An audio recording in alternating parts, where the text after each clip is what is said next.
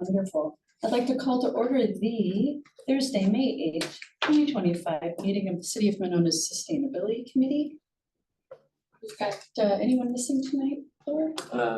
Just Ashley, she's excused tonight. Okay, fantastic. Can I have a motion to approve the minutes from our March 6th meeting? I'll say. All right, are there any additions, corrections? Hearing none. All in favor of approving the minutes as presented in the packet, say aye. Aye. All right, opposed. Motion passes, the minutes are approved. Appearances. Do we have any appearances tonight? No appearances, just our guests are all here Is there for. anyone on the business. recording that's joining us from the community? No? No. Okay, fantastic. In that case, then let's go on to unfinished business number 5, promotion of solar incentives and. Let's do order of business and allow our guests to. go first if Absolutely. that's Can I fine. take, I'll take a motion to take the agenda out of order. I think that's the chair's discretion. I'm calling for a motion to take Okay. the agenda out of order. Go ahead. I move. Ashley, would you like to, or Kristen? Yes. All right, is there a I'll second? second. Is there a non-alder second? No offense, I'll I just, I'll second it, Teresa. Yeah. okay, let's- thank you. I yeah. just need to be careful about being voting. Okay. All right, so let's take the agenda out of order. And with that, we've got some guests with us tonight who are going to be presenting. Guests from the UW-Madison Energy and Analysis and Policy Center. And take it away. All right. Yeah. Hi, everybody. We've already introduced ourselves, but I'll just say again that this is part of our energy analysis and policy certificate capstone. So we've been working with Thor and Brad Vroon from the city on this capstone for about 3 or 4 months now, beginning in January. And let me just get this set up here. All right, can everybody see that? Okay, great. And can everybody hear me on the, who's joining us virtually? Loud and clear. Okay, great. So as I was saying, we've been working on this project for since January with Thor and Brad. So big shout out to Thor and Brad, really an essential part of the project. They've helped us understand how the city works better and also provided us with some really important data that allowed us to do this project. And our project was really focused on the City of Monona's sustainability goals and how the City of Monona might meet those sustainability goals. And just as a reminder, I have Cameron, Giant, Maha, and Ali. And we're gonna be talking about that project today and our findings. So we'll jump in. Our goal is to do about a 20-ish minute presentation with a couple of minutes of questions after that. Does that sound right? Perfect. Cool. Then with that, we'll get started. So as I said, our project focused on the City of Monona's sustainability goals. I'm sure many of you are aware of these goals, but as a reminder, they are to reach net zero carbon emissions by 2040 and also to reduce energy by 50% also by 2040. So these are ambitious goals. They're more ambitious than the state of Wisconsin and MG&E, both of which aim to achieve net zero by 2050. So we looked at these ambitious goals and thought, okay, well, how can the City of Monona make progress towards this? And our general approach was as follows. First, we thought to ourselves, what drives the energy use in the City of Monona's buildings and thus their emissions? And for this piece, we really focused just on the community center and the pool to make sure that we could kind of do the depth of analysis that was necessary.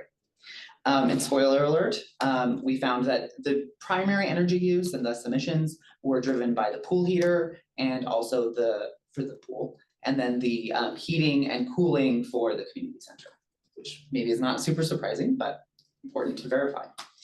Our next step was to look at what renewable energy projects could replace these functions, and then also think about what is their optimal design and what are the cost and energy savings that these would achieve.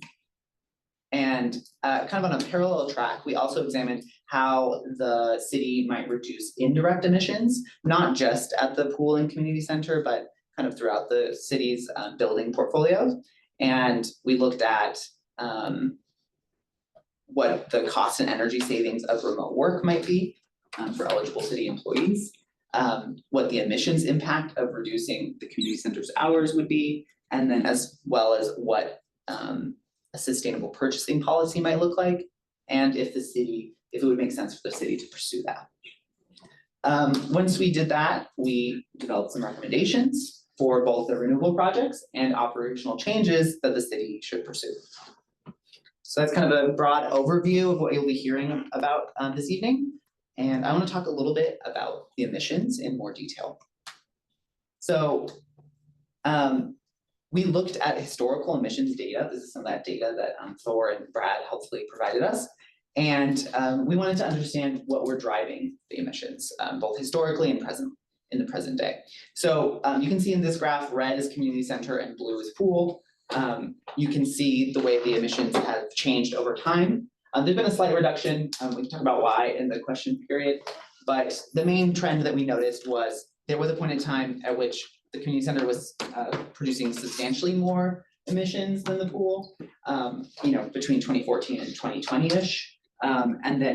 But in the last 5 years, they basically evened out, and the pool and the community center have about the same number of emissions now, 148 tons of CO2 equivalent per year and 145 tons of CO2 equivalent per year.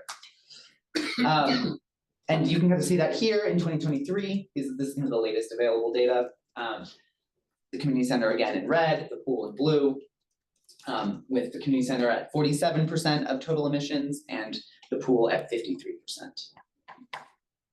Okay, so what is actually driving the emissions at the pool and the community center? That was our next question. And hopefully you have some graphs that will answer that question. So for the community center, natural gas is in blue and the electric emissions from the electric grid are in red. So you can see that it is primarily the natural gas driving again, and it peaks in the winter months. So as might be expected, mostly driven by the use of heating the building. And then for the electric grid, a little harder to see on this graph, but it peaks in summer months. And although they're not separately metered, so the lighting and the AC doesn't have a separate meter, we made, I think, the reasonable assumption that the peaks are driven by the AC use and not the light. You're not using dramatically more light in the summer, but you are using dramatically more AC. And then for the pool, which as a reminder is only open in the summer months, full-time, and then like limited hours in May and September-ish. That's right. And again here, the red is the electric grid and the blue is the natural gas. So you can see both of those peak in the summer and are driven again by, for the natural gas, that's heating the pool. And then the electric grid is just, I think, the electricity needs of the pool complex. And I'm sure, as all of you are probably aware, that this is like an adjacent complex. So they're kind of right next to each other. So we kind of analyze them as a system. And from that community center and pool, you can see the majority, 61% of the emissions is coming from that natural gas. Again, that's heating the pool and heating the building, the community center building. And then 39%, a good chunk, is coming from electricity. And again, that's coming from mostly cooling the building, the community center, in the summer months. So those are the emissions and where they're kind of coming from. And that was our first step. I'm going to hand it over to Jay, who's going to talk a little bit about the renewable energy projects we analyzed and their impact on emissions. Thank you, Cameron. So like Cameron mentioned, that most of our emissions for the combined property comes from heat. About 61% comes from natural gas combustion. So we started by looking at alternatives to supplying heat. And that brought us to heat pumps. Heat pumps are technologies that instead of producing heat, either by using electricity, or natural gas, they just move around energy. So they have a potential to be more than 100% efficient, unlike resistive heaters, it can only be 100%. But the problem with using heat pumps in a place like Wisconsin is that the temperature in winter, when you're heating the indoors, the heat pumps are very sensitive to the temperature difference. So because of the colder weather, you don't get as much efficiency as you would in a place that's temperate. So that's why we decided to look at ground source heat pump, because ground, as you go deeper, it's usually at a constant temperature throughout the year. Sorry. Oops, Yeah. sorry. Oops, I think I'm on the wrong slide. Sorry, Jay. Continue. So we arrive at ground source heat pump. So there are three kinds of grounds, basically two kinds. One's called the horizontal and the vertical. Horizontal is where you just use the first less than 10 feet. It's cheaper because you're not digging as deep, but it's also again sensitive to the temperature change. So that was not really an option because again, Wisconsin. So we modeled this heat pump for the community center, not for the pool, using vertical ground source vertical heat pumps, which are just vertically drilled up to a depth of 250 feet. And like I said, the advantage is that you get relatively constant temperatures.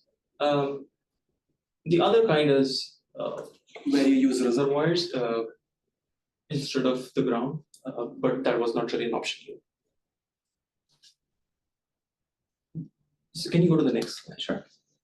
Now, problem with the pool is that you're trying to heat it during summer, and the air in the summer months is hotter than the ground. So it's rather more efficient to use the air source heat pump rather than the ground. And you get twice as more efficiency as compared to a ground source heat pump. So here, your sink is the swimming pool, and your source is the hot air outside. Can you go to the next slide? So based on these technology alternatives, we developed 4 scenarios. The first is status quo, where we don't make any changes. It's the business as usual. And the first option is where we don't change the heating technology in place, except we just supply energy using solar panels. Second option is where we use vertical ground source heat pumps to just power the community center and not the pool. And third is, and in the second option, it's still powered by solar. And in the third option, we use the ground source heat pump for the community center and air source heat pump for the pool, all powered by solar panels. We did some modeling, but it was using rule of thumbs because the commercial softwares were behind a paywall. So it's not a design recommendation, but we are trying to answer the question if it's feasible or not. So just a yes or no. Can you move the next slide, please? So here are our numbers. The status quo. We emit about 300. So these numbers are for the year of 2023, because that was the most recent year for which we had data for the entire year. So we emit about 300 tons of CO2 per year and use about 873 megawatt hours of natural gas and 223 megawatts of electricity. This is for the pool and the community center combined. So if just switching to solar,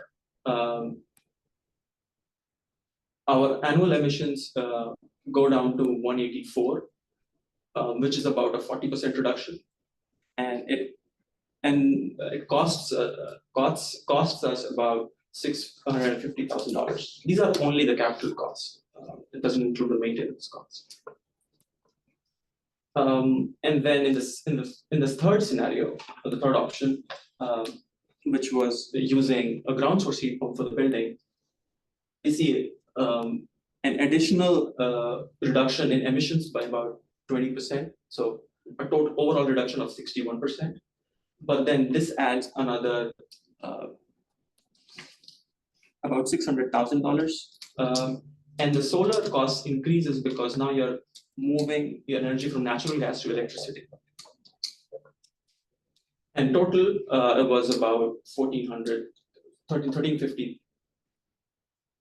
$1,305,000. In the last scenario, where you're using zero natural gas and an air source heat pump for the pool, your emissions go down by 99.4%, and energy used by 62%. And because of the size of the pool and the high specific heat of water, the air source heat pump costs about $1 million. So your overall cost comes to about $2.5 million. So this is our economic and technical analysis of how much reduction is possible with these technologies. I'll pass it on to Ali to talk about the operational changes. Hi, in this section of our presentation, we are looking at the three strategies the city of Monona could use to reduce its greenhouse gas emission. The first one, adjusting the hours of operation at the community center. The second one, implementing a sustainable purchasing policy. And third one, expanding remote work option for eligible city hall staff. Each of these strategies targets a different emission source, building operations, purchasing choices, and commuting. Together, they offer a flexible approach to help the city meet its sustainability goals. Let's begin with the community center. We evaluated the three scenarios to reduce emission by changing its operating schedule. The first scenario, closing the center 1 day per week. The second scenario, closing 2 hours early each weekday, with the goal of targeting the hours of the day that require peak cooling. The third scenario is making HVAC adjustment, cutting heating and cooling by 5 to 15% during off hours. These scenarios aim to save energy while keeping the center accessible for the community. Here, how those three options compare. The first one, closing 1 full day per week, reduce emission by 20%, but it significantly limits public access, so it's the least practical. The second one, closing 2 hours early each day, save even more than 22%, and it's slightly more feasible, though it could still cut into evening usage. The third one, HVAC cut and yield a smaller 13% reduction, or about 39 metric ton of CO2. But it's the most practical and easy to implement without disrupting services. In short, each approach offers a different trade-off between impact and accessibility. Next, we analyzed how remote work could reduce emission from commuting. We focused on 12 city hall staff who are eligible for flexible work. Under current operation, 8 out of 12 total staff commute daily. Here are the proposed remote work schedule being proposed. The first option is a 3 days remote work schedule, i.e. Commuting only 2 days a week. The second option, 5 days remote model, for example, full remote work. This matters because 8 out of 12 staff drive alone, so any reduction is commuting could help lower transportation emission.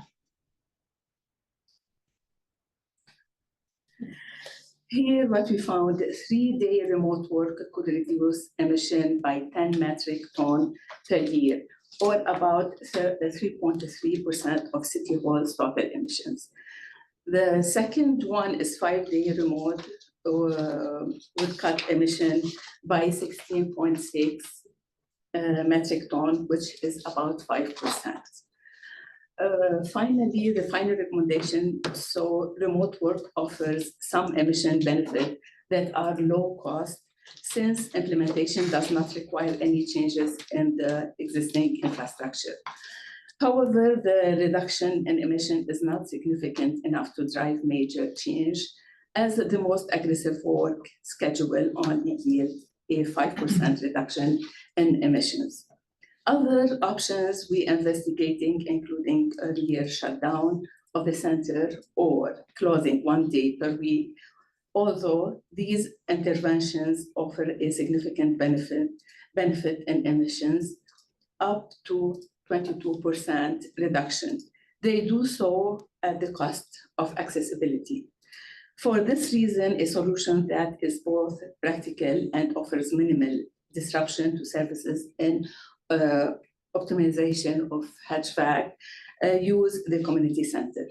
This option is low disruption, cost effective, and involves no changes in existing infrastructure, while still delivering a 13% of reduction in emissions. Thank you, Maha. So now I'm gonna take the part of sustainable purchasing policy and why it is part of our proposed operational change. Firstly, as its core, the SSP is a policy that requires vendors working with the city to provide environmental product declarations. And these are the details report on environmental impact on products the city buys from the energy use and also emissions, resource consumption over the product's full cycle year. The main purpose here is to help the city make more informed and low carbon purchasing choices. And instead of just focusing on price or quality, the city can start factoring in sustainability and carbon footprint into its decisions, which also aligns with Manona's broader climate goals. SPP isn't something that can happen just overnight. It will take time, and it's kind of the rollout over 5 years. And in the first year, city reviews its current purchases and identifies which vendors are involved. And in second year, city could notify these vendors about the new like environmental product declarations requirement and giving them time to prepare. And in third and fourth year, city gathers EPDs from vendors and begins to set a benchmark to understand what's typical for different products. And then finally, in fifth year, SSP becomes fully integrated into city's procurement process. So cost and carbons are considered side by side when making the purchase. But one important point here needs to be highlighted is that the policy doesn't just directly affect public operating hours or change the service the community receives. It's a background kind of reform that runs in parallel to regular operations, gradually improving the city's purchasing practices without disrupting public-facing services. So we can now look at the analysis part of sustainable purchasing policy. As its course, SSP is a valuable tool to promote transparency and the whole vendors accountable for environmental impact of products they sell to cities. And it's designed to help mainly to make a smarter and lower carbon purchase decisions by requiring the environmental product declarations. However, when we analyze the expected impact, the reality is that the SSP will only lead to small reduction in emissions, and mainly because the city's overall purchasing volume is quite low, and most of its purchases are not in a high carbon product categories where EDPs will significantly change outcomes. And these are also important challenge we have there to be considered. The first one is about implementing SSP would require considerable stuff, like also the time and effort from educating like vendors to redesigning procurement system and handling new data streams. And secondly is about because Manona's purchasing power is limited and vendors may not be motivated to provide EDPs unless the city joins the force with other local governments.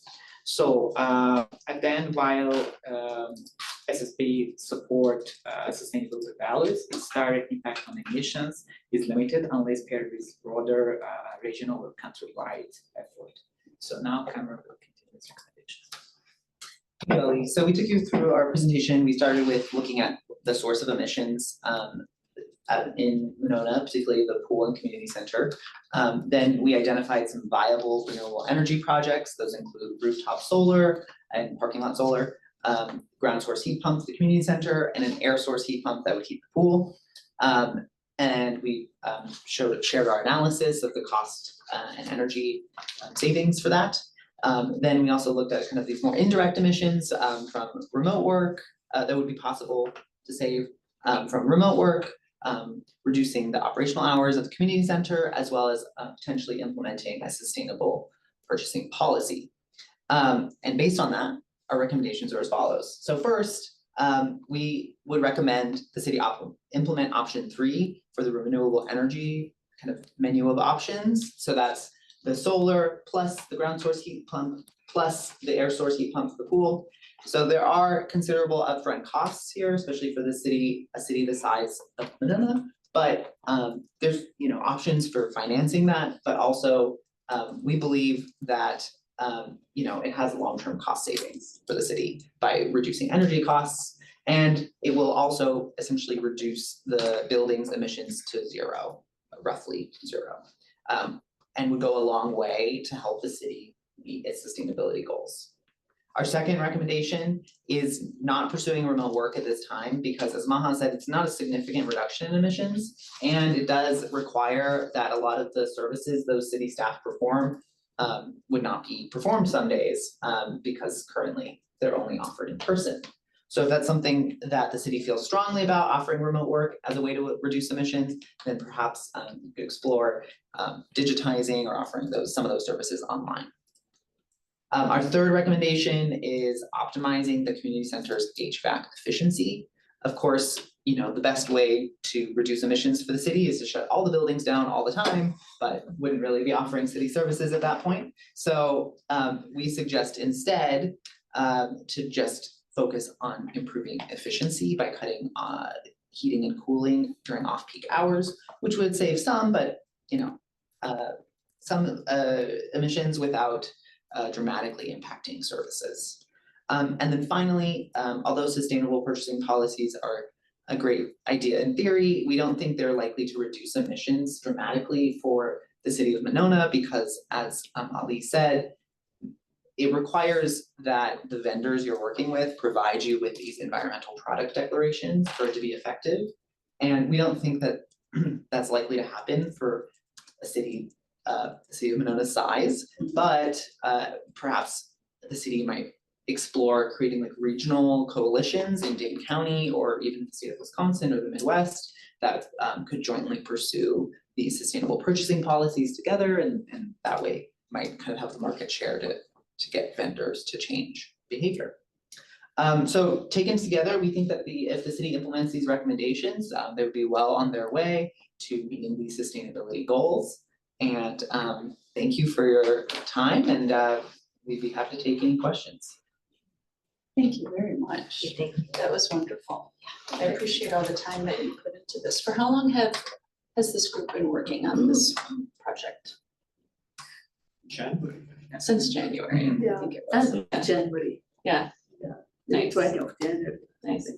And I failed to get an introduction from, is this your professor? This is Scott, and I'll let you introduce I himself. think, Yeah. Scott, we met. Hi, Scott. Yeah, Beach, we right? we touched base Meeting. when you first brought this idea Yes, to us. So yeah. yeah, good to talk to you again. Yeah. Thank you very much for all your involvement in this program. That's wonderful. I have jotted down a few questions, but I just want to give the other folks in the room a chance if you had any questions, or Ken, maybe you had some questions. I do. I wrote down a handful. I bet. Yeah. But some of them are pretty straightforward. So I Sure. think my first question is maybe one that Thor might know the answer to as well. And that is, does the pool have a thermal blanket that can cover the water and prevent nighttime heat loss? And if not, did the analysis by UW consider the cost benefit of that sort of an upgrade? So Ken, I became aware of this from our work at the high school, where that was what some research revealed, that the easiest and most effective thing they could have done at that time was to put a blanket over the, kind of crazy, but yeah, I don't know if that's where you were coming from, Ken. Oh, yeah, absolutely. That was the lowest cost, you know, thing on Yeah, the it was fastest payback surprising. that they had at the high school. Yeah. Yeah, We did not analyze that, but I Yeah. mean, it definitely sounds like it would work. So, Yeah. Yeah, so Ken, what would that look like? Every summer day at the end of the, Yeah, When the you cover the closes pool down, at the they end of the cover day. and It's the last thing the workers would do keep- before they close keep the the heat pool. in, And yeah. like the majority of the heat loss happens at night, right? Yep. When it gets Yeah. really cold. So Yeah. it would just help to trap that heat in there. It also keeps leaves and debris like that from falling in the pool overnight and makes it easier to get the pool up and running the next morning. Is the That might be pool, worth us looking into if we don't have a cover already. for sure. Yeah, I'm not aware of one. Yeah. One way. Is- I've the never shape of the seen one pool there, kind of so, range? you know, it'd be a good. And then my Yeah. my second question about the pool was, did your analysis compare the size of the summertime heating load for the pool water, and how that compares with the summertime air conditioning load for the Mhm. community center? And I ask because I'm curious if we could use an air source heat pump for the To do pool both. that was actually tied to the community center and pull heat from the interior, provide the building with air conditioning, and then dump that energy into the pool. Right, that's the beauty of the air source heat pump, right? Yeah, you get both. We had done that analysis. It was, so we did reduce the energy intensity for pool by 30% if you cool down the building Oh, and use water as a sink. But issue with that is because now your community center is supplied in the winters by a ground source heat pump. Your ground source is not internet heat. You have to push back heat during the summer so that you can extract it back during winter. mhm. So if you just keep extracting heat from the, because overall you have a positive heat demand throughout the year. If you keep doing that, then you would have increased resistance. Like 5 years later, you would not be able to extract heat from it. And that's why we changed our recommendation. That was our first analysis. Try to just balance, try to use water as a sink for the building. But we changed our recommendation after we realized it was positive throughout the year.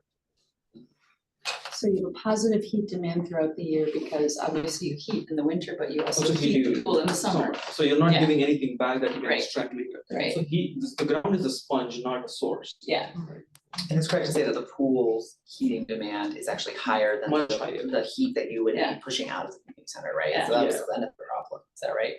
Yeah, the heating demand is much higher than what it's about 1/3. huh, Yeah, I think your 30% number is probably about right. That's typically what I've seen for like hotels that have you know, an outdoor pool Pool, as well. yeah. You guys mentioned the cost savings that would come with an upfront capital expenditure. Let's actually say what those cost savings would look like. Did you model that? You know, when people buy solar panels, they get a return on investment that's typically quoted at 11 or 12 years. Do we know what it would be for this kind of expenditure? Well, I guess it just depends on the metric that you're using. We ultimately decided not to include a specific number Mhm. because we found that there were a lot of assumptions going into it that we Of course. weren't able to really justify. And that if you change any one of those assumptions, it dramatically changes the number that you get at the end of it, and also depends on the metric used. So we were starting to use something called net present value, which is kind of takes the total value of costs and benefits, I guess, from a system over its lifetime and puts them into kind of current day dollars. And it was for the solar system negative, but again, if you change the interest rate or if you change your discount rate, or if you change, you know, anything even slightly, then it dramatically changes it. So- Period. Yeah. And our faculty advisor, who isn't here today, but he mentioned that, you know, there's net metering in Wisconsin, so that means that the excess electricity that the solar system generates that's not used by the building can be sold back to the grid. But modeling that is very difficult, he said, in a commercial setting, and that is one of the major points of like what the cost savings would exactly be. So we didn't feel comfortable giving you the dollar amount because we thought it would just be more misleading than informational. We had done that analysis before. Yeah. As professor our faculty advisor made us take it out. Just because we didn't want to promise a Advised number. us to take it out. Yeah, advised us. I don't think anyone says, you know, yeah, Yeah. we're making it beholden to anything. Yeah. So, you know, if we want us to be sold this, that's one of the key pieces, and you're not selling us this, but it'd be nice to have some sketch of that with all the caveats, so. But I appreciate what you. I'm curious if you guys did do some messing about with net present value. Did you by any chance make an attempt to separate out the numbers for the roof of the pool building itself versus the carport? And how big of a difference did you see on the sort of net present value between those two types of systems? Yeah, I guess the simple answer is no, because just Okay. the tool they were using was modeling, it's called the system advisory Yeah. model. Yeah. From the National Renewable Energy Laboratory, or NREL. And you know, we thought for our purposes, it just made sense to look at it as one system. Because our goal was more of like feasibility and not exact modeling, just because we're not really in a position to give you all exact numbers of, you know, but more ballpark or orders of magnitude. So part of the reason I asked that question, and I'm guessing I can probably predict your answer, is you guys didn't consider like the age or condition of the roof then either, right? No. Okay, yeah, that's the other big difference between going on the ground versus going on top of the building, so. Right, right. And were you given access to any of our energy billing information? Like, let's just imagine we go with the 2.5 million solution and we get an interest rate of 7% and, you know, and we got a 30-year term on the loan and we're currently paying this much every month in our energy bill, and then we're paying this much to get, you know, to pay off the loan. Was that also something your advisor told you not to do? I guess that would be like a simple payback But period. that's, yeah, I mean, but that's the thought process that is Of going course. through the heads of the folks, you know, so, yeah. So I guess you were not given access to the energy use, the billing data. The billing, yeah, but we had the information on Yeah. energy use. Okay, just energy use, okay, yeah. Huh, I'll- I have- I'll- yeah, Go ahead. go ahead. Oh, okay, so I'm curious, when you did your study, did you find or looking at other similar kinds of communities for some kind of comparative analysis to maybe explore, were any of these recommendations among the best practices that you're finding being engaged now? Are communities adopting any of these? That is a great question. Yeah, we just looked for Middleton nearby, then in California, we looked for, what was the name? So I think Santa Monica Santa Monica and was- Minneapolis, yeah. but there Yeah. tend to be large cities that can do these sustainable purchasing policies. And then as far as the renewable energy projects, yeah, we looked at, so it's Oregon, and I think it's Middleton. Yeah. Have both pursued these ground source heat pumps. We looked at the report that had a consultant do this report. And we use that as in part to kind of check our calculations about the size needed and also the cost. And it seemed to line up more or less like on a square foot basis. So yeah, I mean, it's definitely doable in communities around the size-ish of Monona in this area. So the ground source heat pump, I think, is gonna do like one thing that seems like that would be very doable, and in a place like Wisconsin, where there's not as much sunshine, you'll definitely get bigger savings than maybe just even the solar panels. That's interesting, because then we could maybe explore what, you know, the value proposition has been for that, what the return on the investment has been in this community. So, For sure. something to look at. Just maybe clarifying question about, so the remote work option and how that ties to Monona's overall goal for 2040. Is that goal restricted to like city buildings, city staff? Yeah, or so those- so there's municipal goals and community goals. Is Okay, that what you meant? yeah, because I was Yeah. just thinking about like, well, kind of just like displaces the Right. usage of energy, Exactly. but Yeah, it depends on what you're working it towards. just moves the energy somewhere, the use somewhere else. Yeah, Yeah. exactly. Yeah, I think that's why we tried to model, the only thing that we really counted as an emissions reduction was what they would call like indirect emissions, which is not, they call it like scope 2 or indirect, which is not the building itself, but like the inputs into the building, which can include the people that work there. Yeah. And so we made some assumptions about what the commute reduction would look like. So assuming everyone uses a internal combustion engine car, who does use a car, and then using some data from census about averages from Dane County, about how people commute to work. Assuming that city staff were about average, then we said, okay, well, that would mean out of, it's 12 eligible staff, 8 people commute by car. If 8 people stopped commuting by car 3 days a week, 5 days a week, here's what the emissions reductions would be. So that's how we arrived at that number. And I don't think your scope of work included energy efficiency, right? Okay.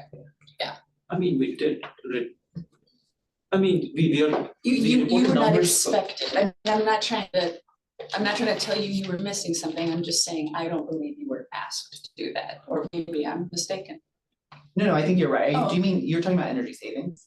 yeah, so that's like an efficiency improvement. So that Correct. comes from the technology, but we don't know the current efficiency, like what are your furnace efficiency? Exactly. I didn't know that. Or the building envelope that's, leaky and drafty, yeah, Yeah. okay, yeah. So potentially, sobering question, maybe Thor knows this. I understand this is a really useful kind of microscopic look at some of our buildings. What percentage of our carbon footprint do these 2 buildings make up of the city of Monona's municipal carbon expenditures? Do we know that? Yeah, I was anticipating that question, so I was just trying to play around with our portfolio manager. I'd have to verify and dig into it more, but in 2024, it looks like the pool is probably about 11% of our total emissions. Really? The pool itself, Yep. that's and then- including like the city vehicles and all of the, I think that's just, I mean, pumping water for the city, I mean, that's all of the. That would just be, just for the pool operations, and then for the city as a whole, that does include like our fuel usage for vehicles. Does Yeah. include, that's 11% of that. Wow, I thought it was gonna be, I thought we were gonna say, we can't afford to do even adjustment on a minuscule portion of our overall expenditures, but Yeah. it's a lot different. Yeah, and then the community center, a second. They're about the same, I think. So it. They are, they're very similar, so it'd be again, 10 or 11% of the community center. Community center is 10% of all, I mean, I just find that hard to believe. It It's one of leaks like like a 20%. sieve. So speaking as somebody who used to have a job maintaining a pool, Well, I believe the pool, I mean, I guess. if you have maybe an I believe the outdoor pool, Wow. overnight, that pool can easily lose 10 degrees temperature every Sure, I night. mean, I guess I could see the pool, I guess I'm just, don't we have 20 buildings that are bigger than? The as community- big or bigger than the community I center, think like you're- how is it 10%? So Tim was just focusing now on the community center. And I think Oh, okay. I remember years ago, Brad said something like, you might as well just leave the doors open on that building, it leaks so bad. Yeah, it's just not, Just think about all the schools and Nichols building and we Right. just got. Yeah, so the massive- schools would not be included in our portfolio. right, Yeah. yeah. Yeah, so as far as big buildings go, it'd just be city hall, public works garage, library, community center. But so as it stands right now, between the pool and community center, that's 20% of our entire municipal portfolio, Our emissions footprint. yeah. emissions footprint, yeah. Well, that's real. then, so What is Yeah. the highest energy use building, do you know? Community. It's gotta be that. I think it's the community center. Yeah. Okay. I mean, maybe not per square. Maybe not, Yeah, what is it, the the energy intensity. intensity, yeah, I think it's off the charts, but it's not the biggest building though, so yeah, Yeah, but. Did you say emissions or energy? I guess energy use, I don't know, we don't have the data on emissions, do we? Yeah. through where we report through the EPA, and it'll create emissions equivalents based Okay. on, the energy input going in, if it's electricity or natural gas, and then, it also, we report like our fuel usage for vehicles, and we have a diesel generator, right? So it takes all those different energy sources and creates these carbon dioxide emission equivalents. Got it.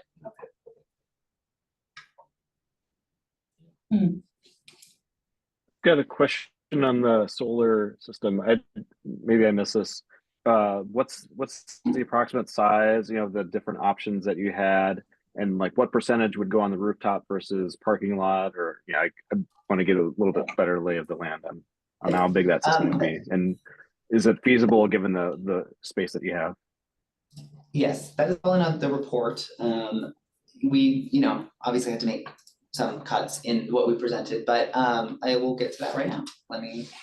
It is, the short answer is it is viable, like there is enough space between the roof and the parking lot. So you'd have to have a combination of rooftop and these canopies.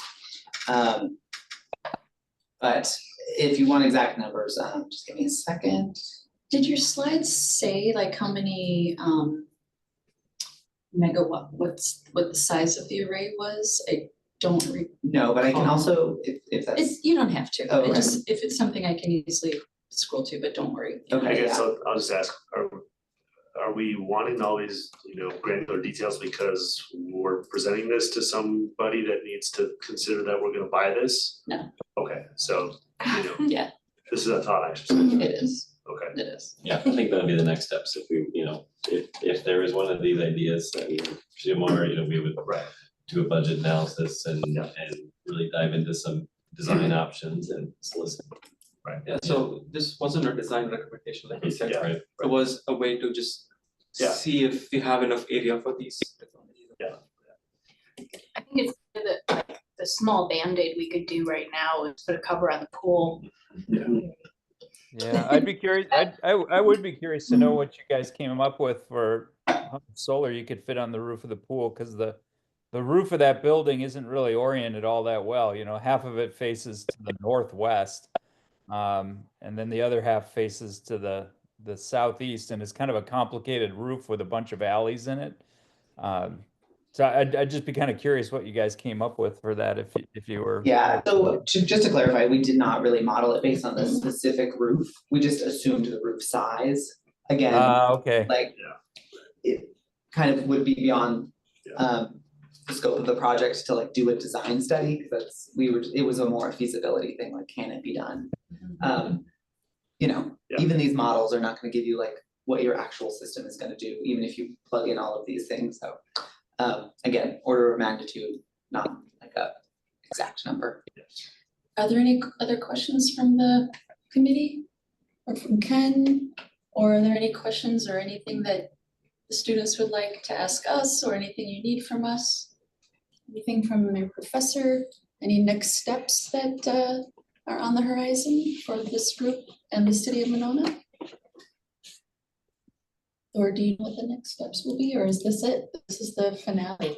Yeah, we have our report from them, we have our presentation, it's That's up to us to fantastic. run with it. Yeah, no, that's fantastic. We so appreciate it. And And they're all graduating this weekend, it sounds like, so they're off to bigger and better things. Congratulations. Thank you. That's fantastic. Yeah. And thank you very much to your professor, Scott. yeah, and I'll be sending just a feedback, just a very simple feedback survey for the project clients. So yeah, I'll send that pretty shortly, and yeah, would like to hear. I'm looking forward to reading the report as well, and appreciate the feedback and appreciate the opportunity to work with you all on this project. Absolutely. Thank you. Thank you. Thank you. All right. Thank you. Thank you very much. Nice job, Safe guys. travels. Yeah, thank you Yes. for making the time on this beautiful day. Thanks for having us. Outside, enjoying the weather. And then I'm just gonna move on then to, I'll just get back to, unfinished business. Thank you so much. Thank you very much. Thank you, it's a pleasure. So we had talked about promoting, it's number 5A, promotion of solar incentives and tax credits. So is that wrapped up in the written report that was submitted by, or is there something more? In the written report earlier, there's updates on the Madison program. Yep. We can have a broader discussion about solar promotion in general, you know, all the strategies we marked and timeline of that. I know this was something that was put up in a past meeting. I feel like we need more specificity. What's that word? We need more details. Like, we can't just say, let's do this. Like, what's the plan? Like, we need a plan. Otherwise, it's just an idea that never goes anywhere and we just talk. So what do we mean when we say promotion of solar incentives? I think we talked about an article in the newsletter, the e-newsletter. Was there anything else specifically that, and Rick, I can't recall where we were on this topic. Well- Was this something that you were hoping we would do? I'm happy to, move forward. I just like, what is it that we're gonna do? Yeah, I guess I would describe it more as taking advantage of a solar group buy that's now being managed by Renew Wisconsin for Madison. so this is Madison? Well, it's two groups. Oh, There's the city arm that does the purchasing called Madison. okay, Yes, program. Yeah, that's the city program and And then it's, there's Renew Wisconsin, they administer the program on behalf of the city. right? They're a private nonprofit. Mhm. So Yeah. our conversations have been with Renew Wisconsin. okay. Right. And we're just trying to take advantage of what Madison's already committed to. Okay, And trying to make that program and that group buy available to people. available to Monona. So it is available to Winona. Madison has an outreach, schedule, an outreach plan with events that's listed in the packet. All we would do is just advertise it to Monona residents, let them know that they are eligible to join this group buy. If they're interested, they just sign up for a site visit, basically a feasibility assessment from one of the solar contractors, and then they can sign up if they want. So it is all ready to go. There's just, it's already there. Yeah, it's just promoting, It's just telling people about those meetings. yeah, about if they want to learn more, to attend the meetings, or just pointing them in the direction of the Madison website. I think that's. We were told all we savings need. are like up to $1,000 generally, for like a pretty large installation. I mean, this is what we did at our house, it's the net sum. Madison. Yeah, Did you work on that group buy a few years back? Client of theirs. I Yeah. mean, we bought our solar through their vendors. Yep. So you get a 3% discount basically with our Yeah. market rates. Yeah. And that's, So, if there's, making people aware of it, if people wanna promote it and have people come to my house, look at my panels and they can show my electricity bills, I'm happy to do that. I don't think that's what we're talking about, Yeah. but it's that Yeah. in the residential programs, right?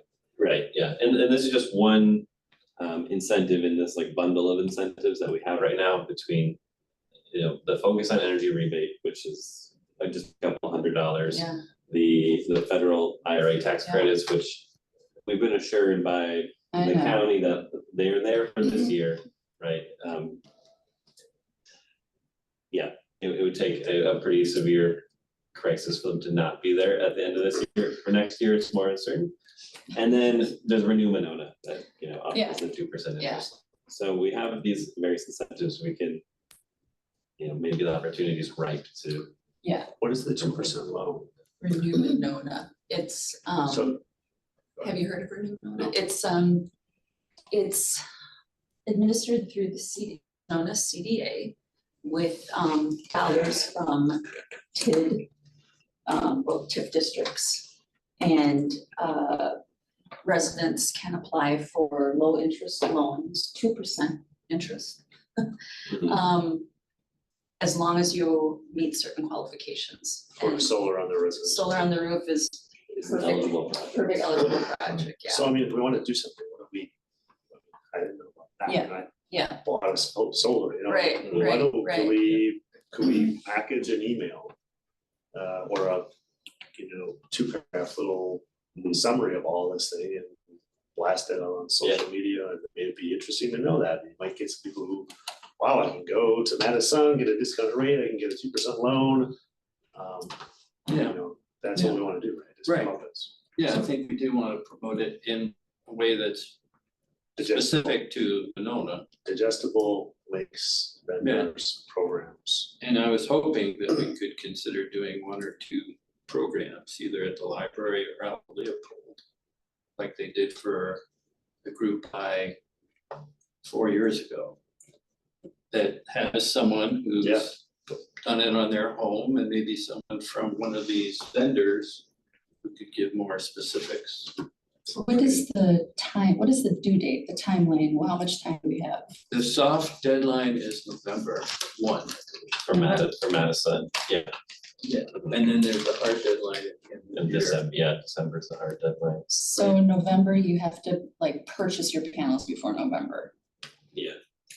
I And, don't know, you're committing, I don't know. You have to No, I commit think you before have November. to throw in and say you want to purchase. Yeah, before But the November, purchase isn't gonna happen till probably 2026. right. okay, so sign the contract, Unless someone wants to go ahead and do it on their own, they can. Yeah. Without this solar group buy, saving 3%. They could do that this year and get the tax incentives Sure. from the IRA. But we're not crafting a package that. Right, makes it- exactly. We're crafting a package that is Yeah. easily, delivered to someone. so Yeah. what needs to be done? Who needs to do it? When does it need to be done by? That's what we need. So that we can move beyond an idea to a plan, I think and, the easy first step would be to talk to the folks with Madison and just see if they're looking for host sites for community meetings. I mean, we've hosted a bunch of them at the tech college in the Yeah, past. they're kind of past that point. They have their schedule all worked out. It is all worked out, okay. I misunderstood, I thought you said that you were hoping to do that, but I think what you meant is you were No, hoping, but it's not gonna no. happen. I said, No, Oh. Madison, Yeah, Renew Wisconsin, have their schedule all laid out. okay, What I'm hoping to do is 1 or 2 programs in Monona, specifically for Monona residents. okay, Either at the library, out of Leopold, like it's been done before. well, but that's what we're asking. Could we get a rep from Madison to come to said meeting? We could, we'd have to ask, but I don't know if it's Madison or one of their contractors. Yes. Yeah. I think we want one of their contractors. like And there might Midwest- be costs involved in. It might, I don't know. Yeah, It might we be have to just, explore that. I mean, they'd be Or- selling their own work, but Yeah, I don't know. yeah.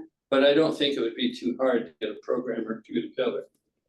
So the benefit of, so Madison already has, like as is in the packet, Madison already has their schedule of their public information sessions, dates, times, locations. And most of those Monona is eligible to attend. Yes, we can promote those and let people go and attend those.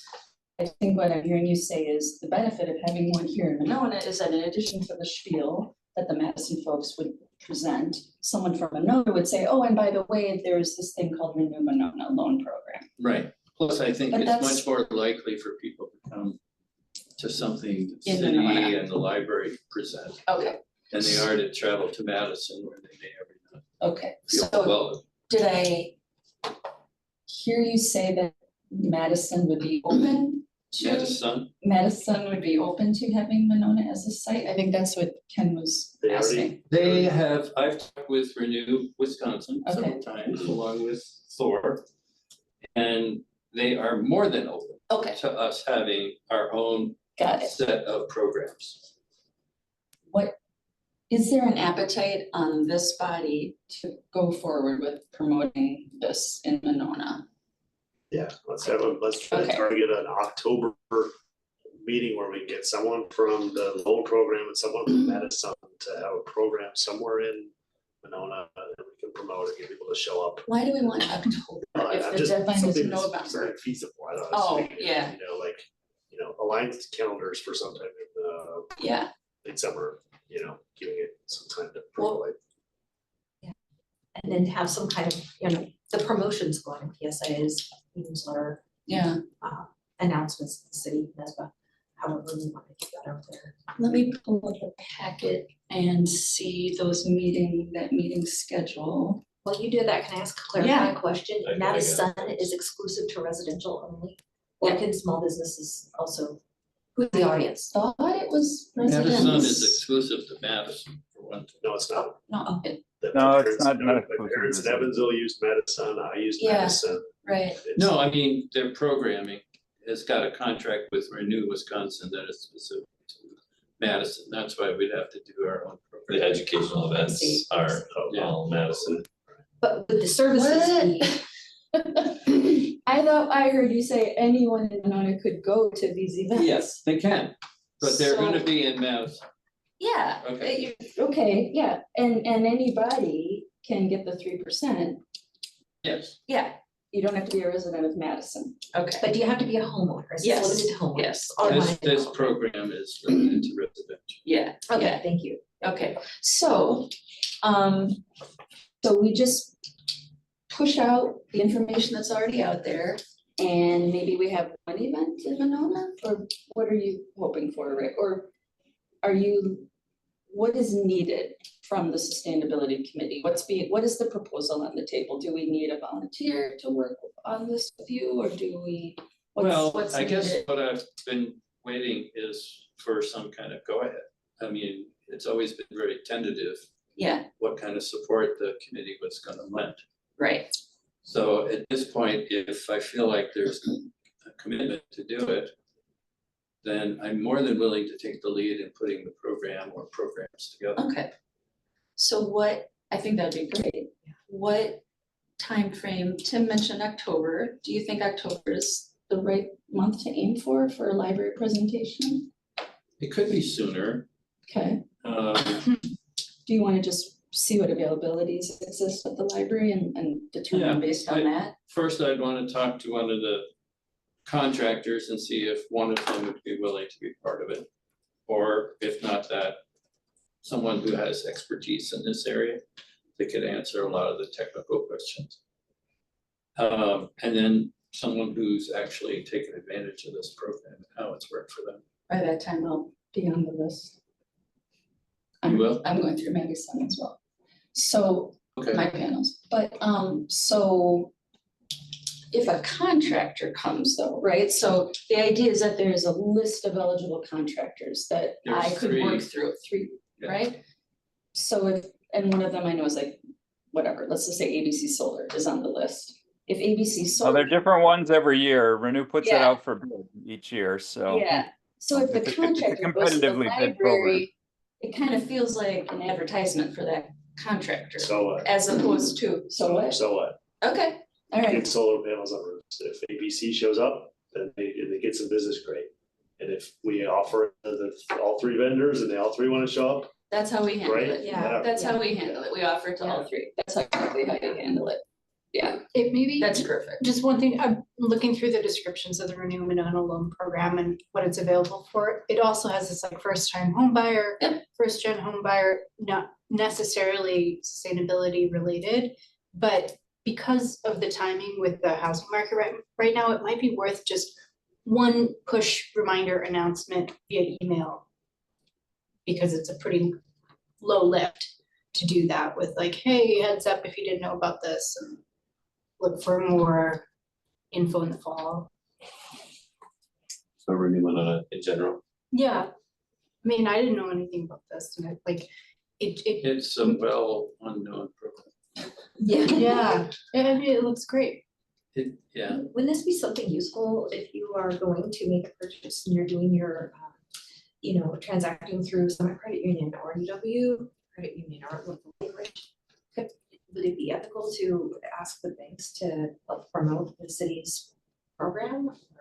Or- I don't know, I mean, that's a point of bringing the. I don't know how I feel about, maybe we get into a conversation later, a deeper conversation. I don't know, there's like, I just want to put that out. Yeah, the there, so that eligibility- People are who might be. the eligibility, it's possible the eligibility will be changing in the future. We don't know for sure. As the time Good point, being, yeah. as of the time being, it's not, but I think the intent is to target people who really need the loan, right? Or at least the intent of like the DEI, plan. But until that happens, all of us are eligible. But so what I'm hearing is, yes, go forward with contacting the library and Renew and the 3 contractors. But I'm also hearing, Jamie, you are interested in just general promotion of Renew Monona. And what does that look like to you? What are you thinking? Just like a link, a short paragraph and a link in the next Monona newsletter. Okay, so the newsletter, so Renew Monona. well, that would have to go through the. Yeah, I mean, we promote it through the newsletter from time to time. It's the CDA's program ultimately, but yeah, I can run it past Doug to make sure he's comfortable with us putting it in the newsletter. Yeah, Okay. at the very least, it would be helpful for our solar Yeah, purchases. All right, So full disclosure, I'm not gonna advocate one way or another on this because I'm on the Renew board, so you guys can decide what you want to do. But if Renew or the contractors aren't able to provide somebody to speak at that meeting, I'd be happy to come and answer technical questions about solar, so. sure. There we go. Okay, so we've got a request for city staff to create a newsletter article about, to look into creating a newsletter article and possibly to get it into the next edition or the one thereafter, if city planner Plowman says yes. Okay, and there's really no direct request, then just keep looking into bringing some presentations to Monona. Yeah, And then, Sounds like Rick will contact 4 people, the 3 vendors and the. Madison, yeah, And someone from Renew Monona program to see if we get, maybe 5 at the library. Yeah. so library, yeah, Those 5 start with the calendars library lined and up. then the contractors. Yeah. and yeah. then Someone can represent you. I would say as early as possible, honestly. I would say go with the earliest Yeah, so feasible dates, don't wait till. Yeah. Yeah, Okay, but This then, is the time of year that people are thinking about solar electricity, right? Because it's sunny. they're up on their You roof, know, so yeah, air conditioning, by yeah. October, people are thinking about Halloween and snow, so. Okay, I would like to keep this going and move on to the next agenda item. So 5B, discussion and possible action on the recommendations of city participation in No Mow May. What are the thoughts from the group? Yeah, at our last meeting, you had asked me to compile some resources on what the science shows about NOMOMA. I haven't included any like peer-reviewed research in the packet, but some like university extension posts and an article about Green Bay repealing their NOMOMA ordinance. I would say there's probably not a whole lot of science on it. The whole movement was based on one study from Lawrence University that has since been retracted out of concerns about data handling and the rigor of their study. So based on the resources I've shared, the general consensus seems to be that it's probably more of a feel-good educational measure. It might have detrimental impacts, but there's no science to show that. I would say it might stress your lawn when you're eventually cutting it after you let it grow to 12 to 18 inches. It's probably more beneficial to have intentionality in what you're planting rather than just letting, the dandelions and whatever else bloom. So, Yeah, I think I love seeing all the yellow and purple and white colors in city-owned land. I mean, that's the most important thing. But, I mean, so Dan, Works Director Stefani is looking for some direction on whether we want him to participate. Mhm. So what would you like to say? One other thing I would put on there is I've just done like a little bit of reading about this too, because I was like, why is this taken off in such a big way based on the study? But Yeah. there is an argument. I don't know what this is based on, but it seems logical to me, like if you're not gonna mow in May and you're gonna let things grow tall and you're gonna provide habitat and food source for pollinators, if you suddenly cut it off Right. for the rest of the summer, they're gonna be relying on that and it's actually super detrimental. So why do we do that? I think the biggest message is stop using pesticides and herbicides. That's the message. And plant new It's all about plants. flowers in your Like, lawn, right. that's what it's all about. And I think that with our stormwater work, we're kind of getting there, right? Yeah, With like natural lawn, we have the natural lawn ordinance without pesticides and chemicals, so. How about this? I will entertain a motion, like if you just wanna say it's up to Public Works what they would like to do. I don't think we need to say one way or the other, whether they participate or not. If they wanna wait a little while and let the dandelions go, it's really up to them. Yeah. But as the chair, I'm not the decider, so if that is I'm trying to, I so if that is moved to- the will of the body. I'll second Okay, that yeah, one, yes. yeah, I don't know that we wanna direct one way or the other, okay. Great, so I do appreciate Director Stefani's respect of, there being a directive, that's very kind of him. So the motion and second, any other discussion before we vote? And the motion is to just let him decide what he would like to do, that we don't have any strong feelings anymore. Yeah, okay. All in favor? Aye, all right, great. All right, new business, down to number 6, discussion about the 2025 autumn leaf campaign. I'm gonna roll it into C, discussion of the 2025 winter salt campaign. And I'm needing to maybe make a little, I'm just gonna combine those together.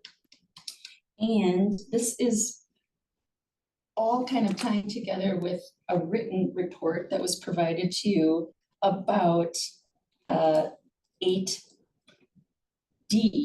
on the agenda, stormwater program rebrand.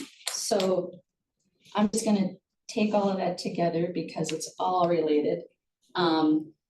Kristen, Jamie, another community volunteer, myself, Thor, and Brad, at Brad's request. Brad is our city's stormwater expert, public works project manager. He is interested in revamping the whole stormwater citizen outreach and education. And it's in your packet. The whole point is, instead of only focusing on stormwater runoff in the fall, he would like, and we all agree, that this is something to focus on all year round, which would encompass our autumn campaign and our winter campaign.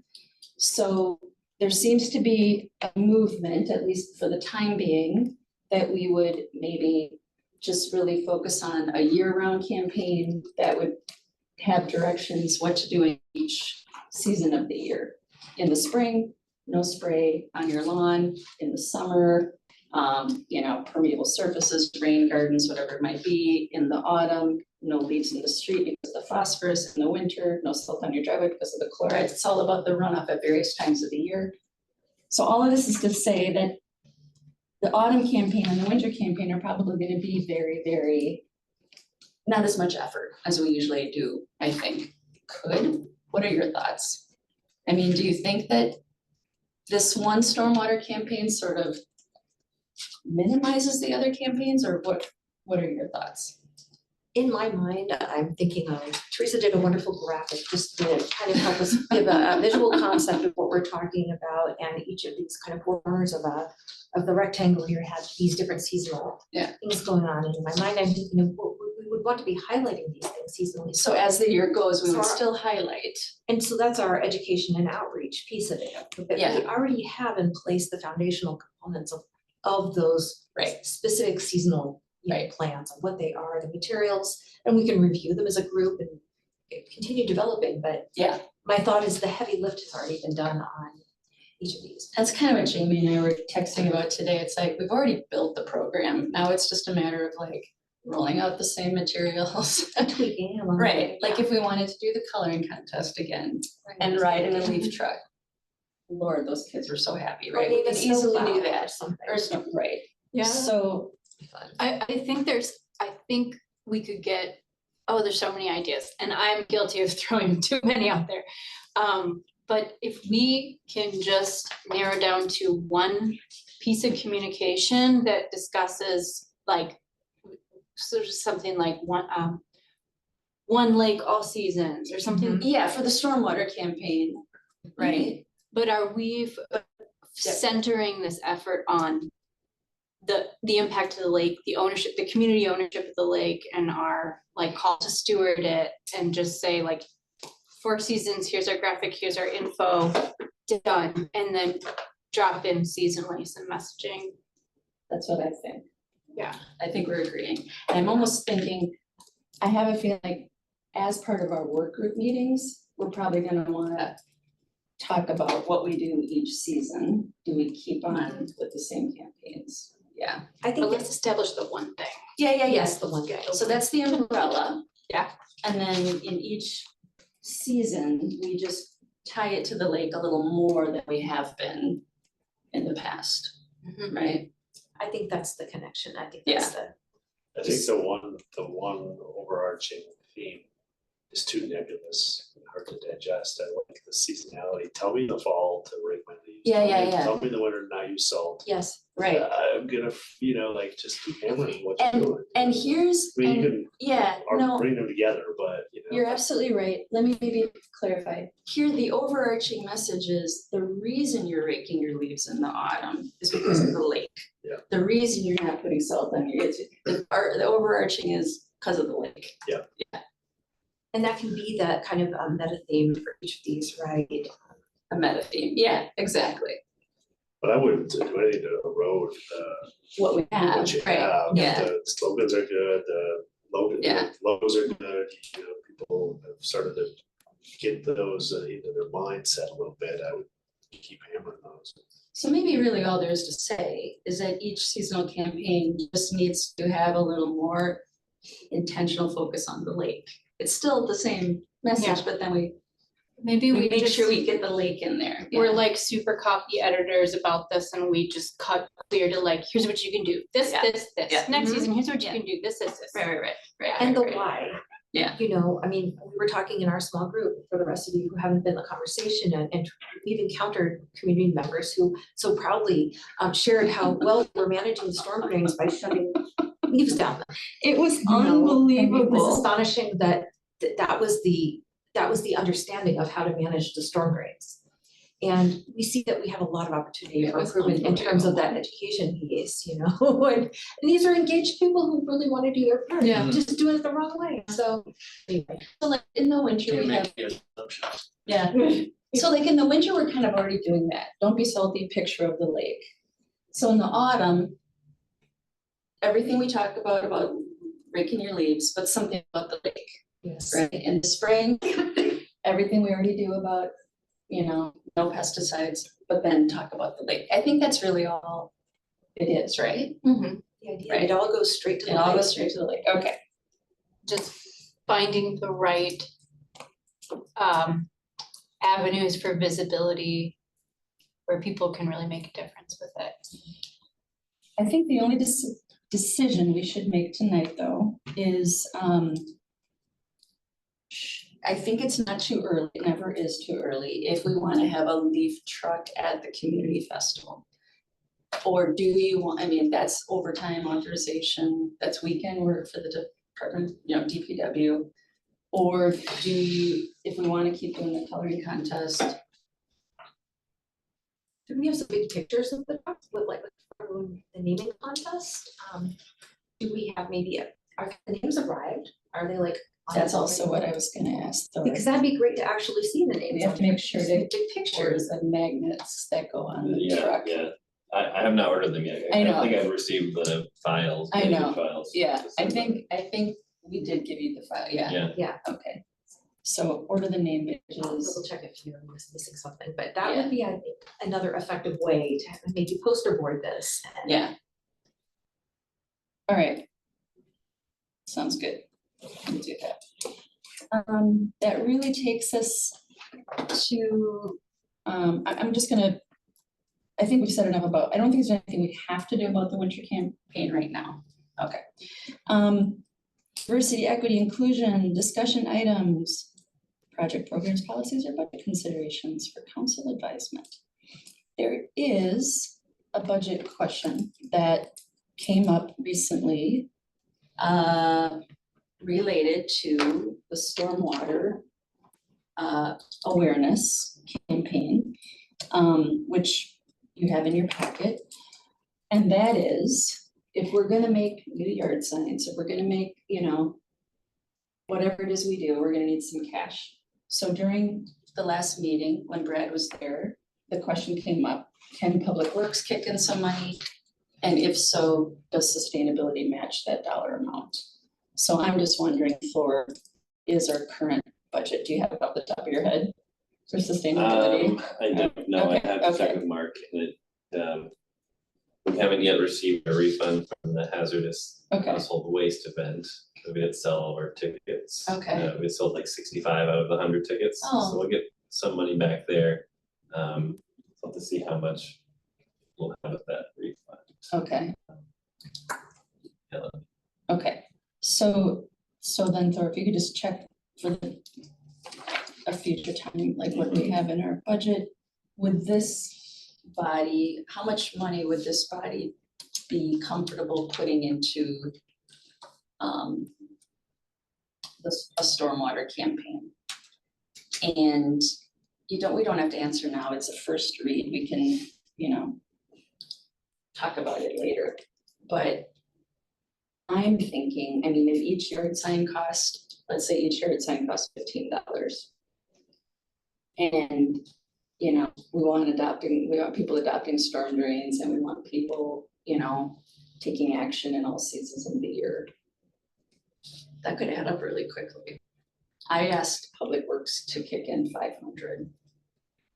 So I don't know if that's enough or if we match it.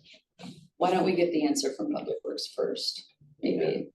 Yeah, with the refund from Clean Sweep, we'll have about like $250 this year for outreach materials. It's insane. That's with the It's May, and we've got time for people. Which Okay, the whole budget. how much did we get in the budget this year? We got $2,000. $2,000. Yeah, 1,000 for the the pilot program.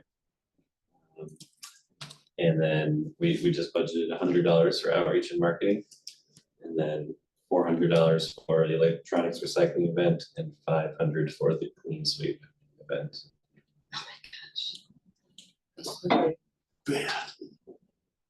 Question, is there a formality to a process for one of us to offer to a grant to see if we might find money outside somehow, somewhere?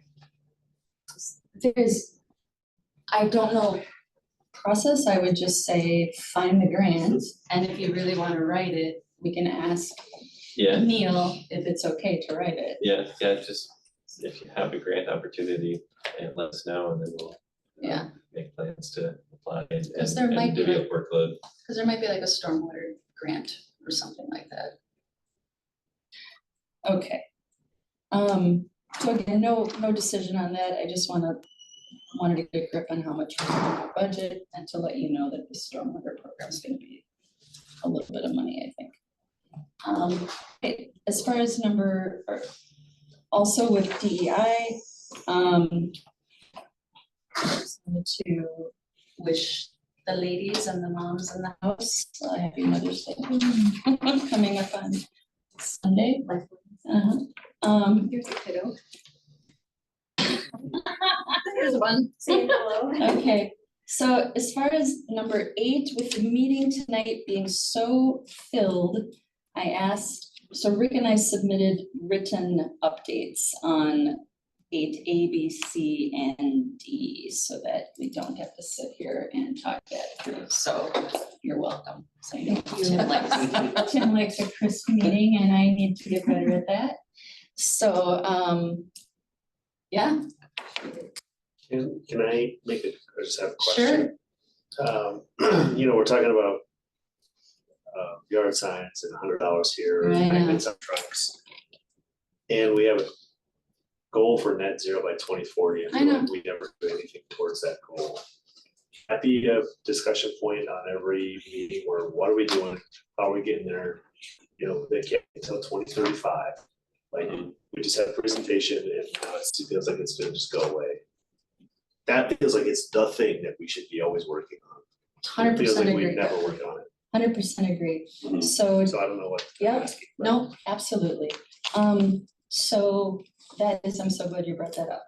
So I did forward you an email, but it came kind of late in the afternoon today, that explained that Alder Wood and myself got together when Mayor Moore was elected, right? She met with all of the alders. And as part of her discussions with me and perhaps with you as well and others, talked about the need to really rethink the way we approach sustainability and how are we going to meet our goals for 100%? How are we going to meet our goals for the Green Tier Legacy Community report? Staff is busy all the time and we just don't have a report yet. And so I and others have been thinking about this. I met with Alder Wood and we felt that the simplest place to start was just to request an update. So we requested, it takes 2 alders to put something on the city council agenda. And our hope is to get it on the agenda, get the update in the council packet, and then let that spark a conversation.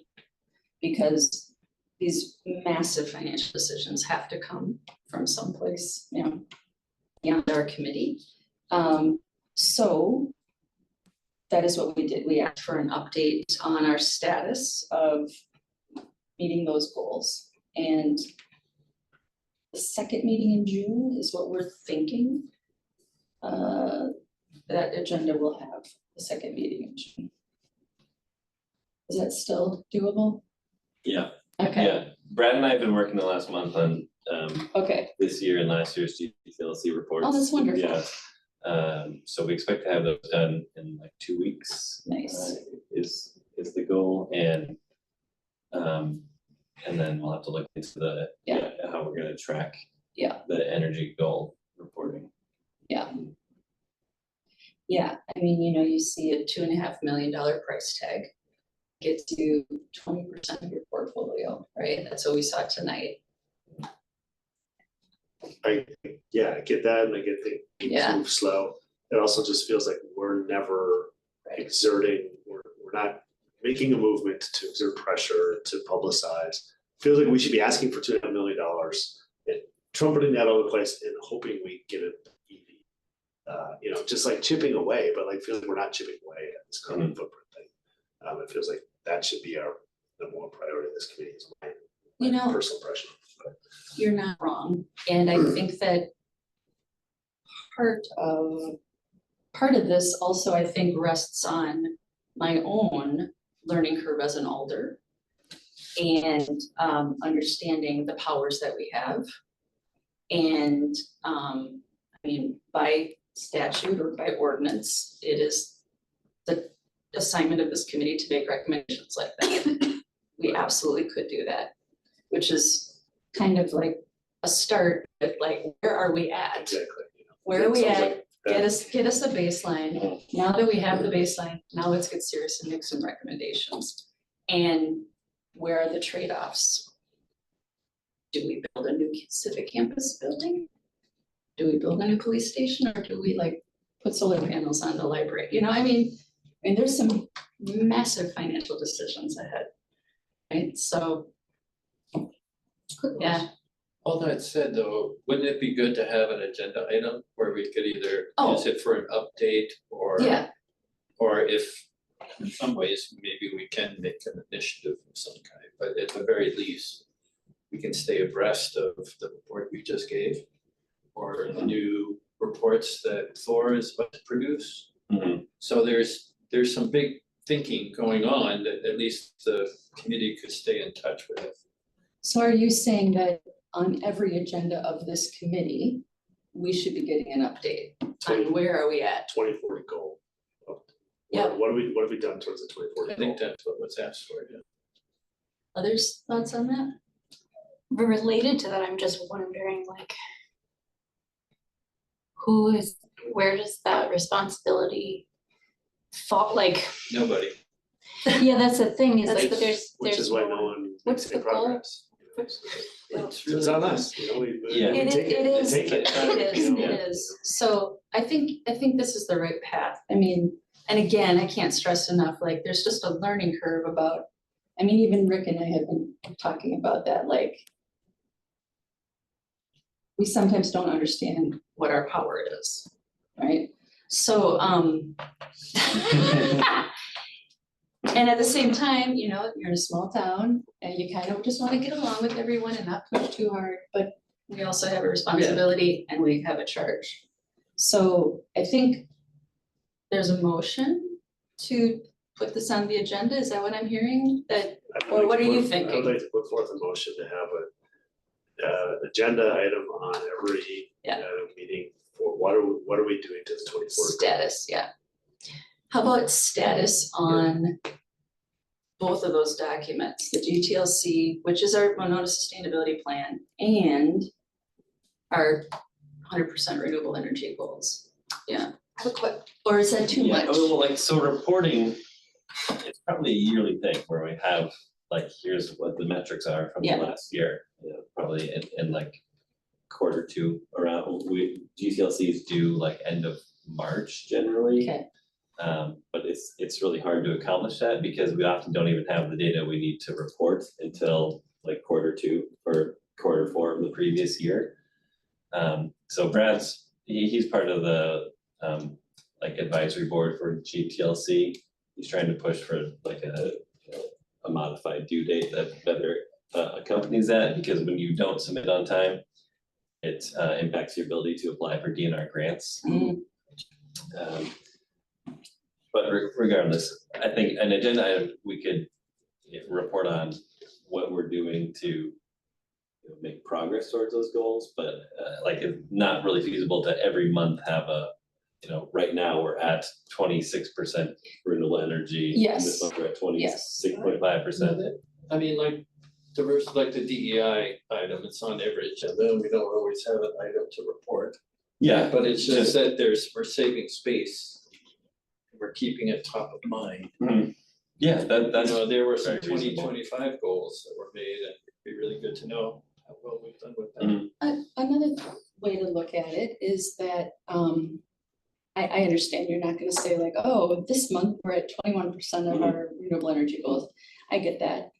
But perhaps there was a conversation that you had, or perhaps there was movement, or I don't know, interest, or a grant that came up, or Yeah, something that we could yeah. talk about. That kind of agenda item, I think is reasonable. Or also, I think the GTLC report is actually not a bad idea to have it on every agenda for this reason, and tell me if I'm wrong, but I get the impression that because Monona turns in the report annually, I get the impression that a month before it's due, Mhm. the city staff people are like, it's due next month, and they just run through the report and scramble together all the data.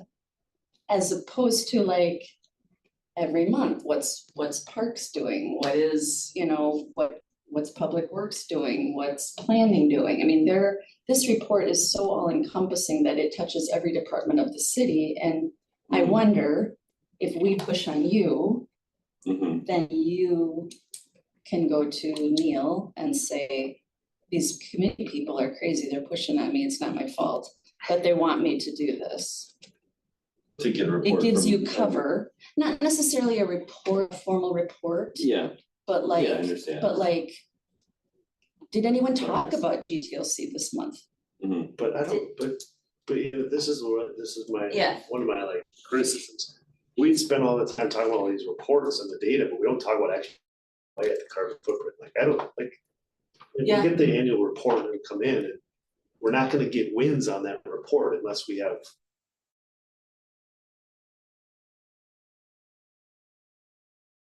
I don't know, we need to spend time getting the report monthly or whatever. We need to have, and again, sorry, maybe I'm coming out strong. No, that's okay. I mean, But what, like, I think we just need a 2040 carbon goal agenda. What have we done to push someone somewhere to reduce some carbon as a reminder? Because we haven't done that. Mhm. You know, it's a 2040 goal for the whole city. And we haven't pushed anyone to do anything to reduce carbon. So we're a recommendation making committee I that know, yeah, should be so- aligned. Here's my question. Sure. I think what we're not having is a line of sight to what the city's strategy is and how we fit into that, and who champions that. And that champion is, and you're part of, I think, what both you and Thor, to some extent, bring that, elevate it and advocate for the recommendations of the committee. But it's hard for us to know what's most important in alignment with the strategy. And that would give us then some milestones to work toward, and that perhaps, strategic planning 101 little bits here is just that we might have just a few targets. And those targets are what we might look at each year. And maybe, do some stretch goals, or this is a conversation maybe we can have at another time, but I'm just thinking that might help give us a view of what it is we want to do. And then we're able to track, what is within our control to, and within our mission of our existence to put forth. Yes. Thinking strategically, so. Love that, yes. so so GTLC covers energy, right? I mean, it covers, Energy, land use, transportation, health and equity, water. water, covers all those topics. And then in addition, we have that commitment for 100% renewable energy or clean energy, yeah. And so we as a committee might be looking at a few levers in each of those buckets, each of those categories as a discrete a goal here for each one of those categories. And we are working on that for the calendar year. Where can we have So the base impact? Does Like, the GTLC report become our to-do list then?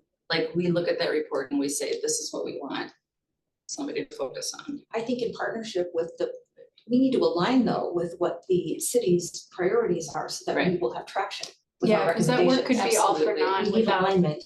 the Yeah, head. yeah. But I think it is time for us to start pushing, because Mhm. I've been an alder long enough that now I'm feeling more comfortable doing that. And to Tim's So- point, it gives us a sense of purpose Yes, when we see that we are making an impact. absolutely. I think, Yeah, yeah, on the agenda, we've added the committee's duties and responsibilities Yeah. to the very top of the agenda. Yeah. Yep.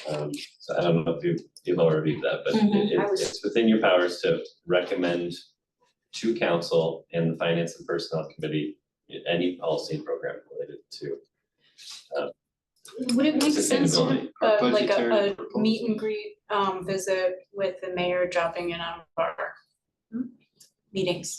We could certainly, invite to. we could certainly do that. I think that might be a But- good But place like, to start. and let's just imagine this June 2nd meeting, at city council where we anticipate a discussion. You could certainly come to that council meeting and, express some concerns or requests, like we just learned it would take over $2 million just to reduce our footprint by 20%, like. 20% is not Personally, that's 100%. anxiety producing, like, Yeah. I could very easily have like a really productive conversation in a smaller group like this, one-on-one with the mayor, and I think we'll get more out of that. Yeah. Better Oh, understand I'm the saying like dynamic. in addition. like- Oh, yeah, And, I and, yeah, love not to in know. place of, not in place of, yeah. But, Yeah. I mean, we just learned that $2.5 million to 20%.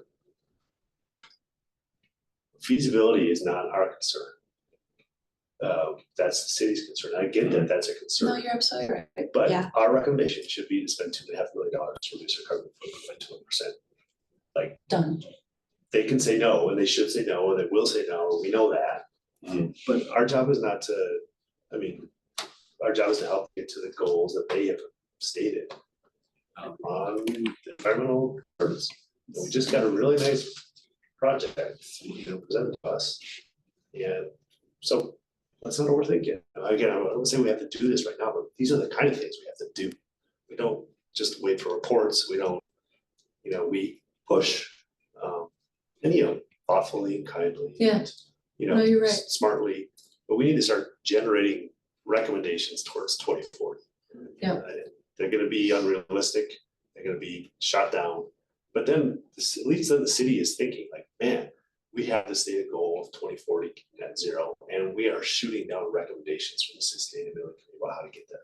And then they'll start to Mhm. like do smaller things, Mhm. we'll ask for $2.5 million, they'll say no, this, well, we could do, 100,000 for this, and well, like, you guys for the big things. I think we need to start No, asking I questions. agree with you 100%.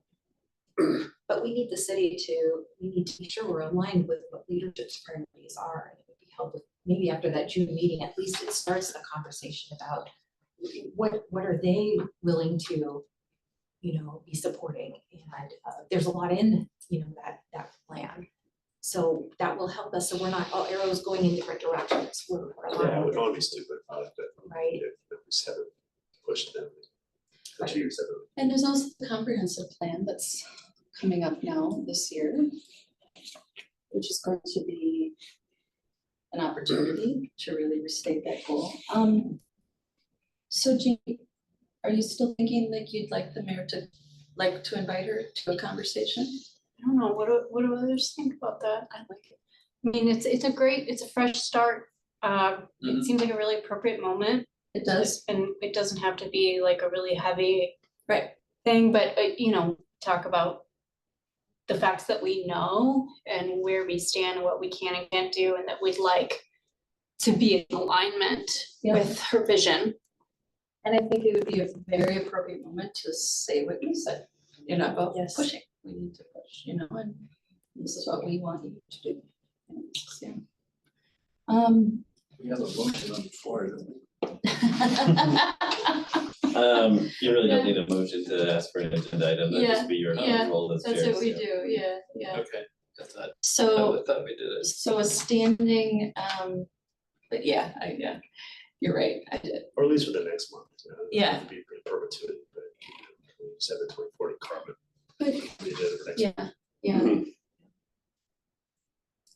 Yes, this is important. I think, should we, for our next meeting, maybe the packet can include the resolution and a link to the GTLC action, we can all put it, and just refresh our thoughts on that. Were you thinking to have her come next month? So it's May, June, our June meeting, yeah, I mean, because we'll be meeting before the council meeting then. We'll be meeting with her before the council meeting, and then that's pretty good timing. I think that would be good, the sooner the better. Yeah. There's so much that connects to my job and the work that we're doing, given the context. And it's just like in these moments of uncertainty, when everybody pauses, come back to your own values. Yeah. What is it that we care about? And yes, there are like real tangible goals that we're charged with, but also like what do we really care about? What do we really want to bring to the table? And that is more donor bring in money speak, but it also applies to anyone that is in a position of power. I think that's a beautiful thing for you to say. Come back to your values. I'm writing it down. That's exactly the message. Okay, I will invite the mayor to our June meeting. And I think the package should have our resolution for 100 and a link to the GTLC, the action, all the strategies that are laid out in that report for all those categories, you know, air, water, land. Anything else that we want to talk about in June? It's enough for one meeting, it is. Ken, I'm just curious about those students' reports. How, I mean, those reports would never take the place of an actual professional analysis. I mean, these are students, they didn't, you know, they didn't look into financials, they didn't look into energy efficiency, they just, it was an exercise for them, right? Or how much of it do you think was valid? Well, I think it's plenty valid. It's just not actionable for the city in its present state, right? Like, Right. Yeah. you know, it's all well and good to say we should put solar on those buildings, but you know, until you actually look at the structure of the roof and Right. make a determination of if it can even handle that Right. load, you Right. can't really do anything with that. But it gives us some talking points, and you know, like I think it's, you know, if we really wanted to latch on to tangible action, we should pursue a cover for the pool. Like, Yeah. that would be something we could accomplish for not a whole lot of money that I think would have a lot of benefit. You know, you can typically cut a pool's energy use by 50 to 70%. I'm kind of surprised they didn't suggest that themselves, but you know, if we cut 50 to 70% of that heat, then maybe an air source heat pump connected to the, you know, community center might make sense. So So Thor, what would you recommend? Do we, Well, let's how just do we reach out. recommend that? How do we recommend the investigating a thermal blanket for the pool? I think we start with by reaching out to parks to see If they've if ever, they have one, if they've explored it in the past, and maybe they found out it doesn't work on a pool that size or shape or based on the deck layout. And then if it is feasible, you know, it could be something probably once because budget, budget season right. rolls around, then we make a recommendation to the Parks Board that they include that in their Their budget. budget. So how about, I'll write. it might be worthwhile us just looking at a couple other cities that operate pools and find out what they did too, you know, like if nobody has them, maybe it's for a reason, you know, maybe there's a safety issue or something associated with having the cover on the pool that we aren't aware of, you know. How about A quick look at this, it says cost of community-sized pool cover can range from 3,800 to 15,000 plus, depending on type of cover, pool size, installation, et cetera. Sure. Yeah, I think the Thank you high for end of that. those are the automatic ones that sort of self-deploy, and the low end would be the ones where you have to have, you know, labor to roll them out. Right, all the lifeguards for a corner, yeah. Right. How about if I'll draft an email, I'll run it past you and anybody else for editing, and then we'll send that to Jake and Neil, and it's just that we're just asking the question, right? Have you ever considered it? Mhm.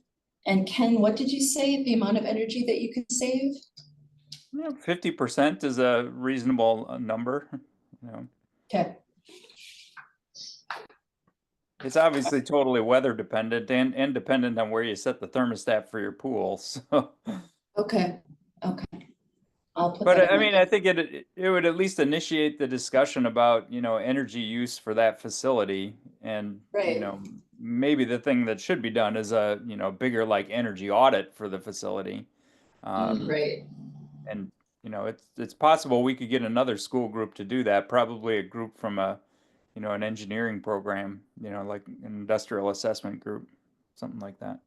when you were looking at this report, were you, Ken, thinking, oh, I wish it would contain this, this, and this? Like you were probably seeing the gaps and based No, on. I didn't have any expectations, so I was just curious Yeah. to see how far they took it. But like if we were serious about pursuing solar on either of those buildings, you know, I'd like to get my students out there to do the site assessment, you know, like we'd make some serious measurements. We'd be able to put some dollar values on it, some size estimates of how big. And is that something that your students could do as part of the curriculum? And do you know anybody who teaches at Madison College? And how does that work, Ken? I don't know. Yeah, we have a new course starting this fall. I'm teaching it. Yeah, I know. It's site assessment for commercial buildings. So All right.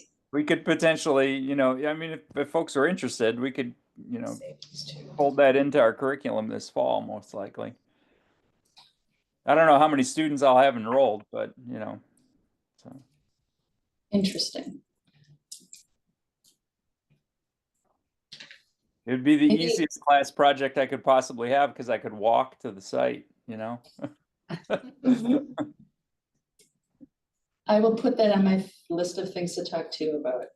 Okay. Okay. All right, so we are at the end of the agenda. So we've got some exciting stuff then on the agenda for next month. Make sure you read those reports. Lots of stuff going on in there, especially like the stormwater rebrand has a lot of stuff going on. Next Tricks, really great stuff from the Lions Club. And then the hazardous waste stuff and the tree program. Yeah, that's really amazing. Your idea. Yeah, I know. You executed on that. They're really going well. I know, it's fantastic. All right. So with that, I'll take a motion to adjourn. So moved. Is there a second? Second, all in favor? Meeting adjourned at 7:25. I can. Thank Okay, you, folks. Ken. Have a nice Thank you. night.